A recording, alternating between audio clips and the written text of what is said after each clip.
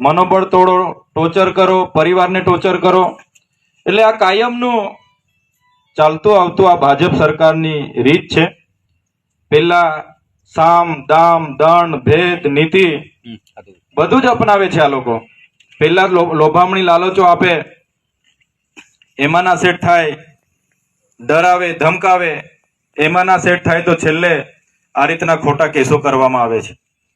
મારી જ વાત કરું, તમને બધાને કદાચ ખબર હશે કે નહીં હશે, મારી સાથે પણ જે વિસ્તારમાંથી મને 1 લાખથી પણ વધારે મતો મળીને મને એ વિસ્તારના લોકોએ ધારાસભ્ય બનાવ્યો, ત્યારે વિસ્તારના લોકોનું કામ કરતા કરતા ન જેવી બાબતમાં ખેડૂતો અને ફોરેસ્ટના અધિકારીઓ ઘરે આવ્યા, એમને સમાધાન કરાવી આપ્યું આપણે, અને સમાધાન કર્યાની જાણ ત્યાંના ભાજપના સ્થાનિક નેતાઓને થઈ.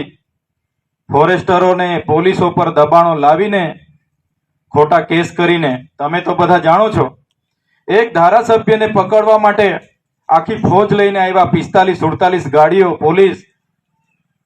અને ધારાસભ્ય ત્યાં મારા પોતાના ઘર પર હું નહીં મળ્યો, મારા આખા પરિવારને લઈ ગયા. તમને ખબર હશે, મારા ધર્મપત્નીને લઈ ગયા, મારી બહેનોને લઈ ગયા, બહેનોના જમાઈઓને લઈ ગયા અને જેલમાં નાખી દીધા. બાદમાં આપણે પણ હાજર થયા.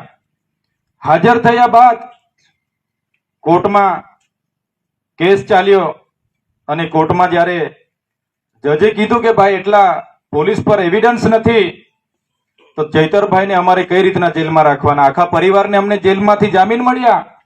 છતાં સરકારના ઇશારે પોલીસ તંત્રએ ખોટું એફિડેવિટ રજૂ કર્યું, અને એ એફિડેવિટના આધાર પર તમે જોઈ લો આ સરકારે કેવું કર્યું કે મને ધારાસભ્ય તરીકે મારા વિસ્તારમાં પ્રતિબંધ ફરવામાં આવ્યો.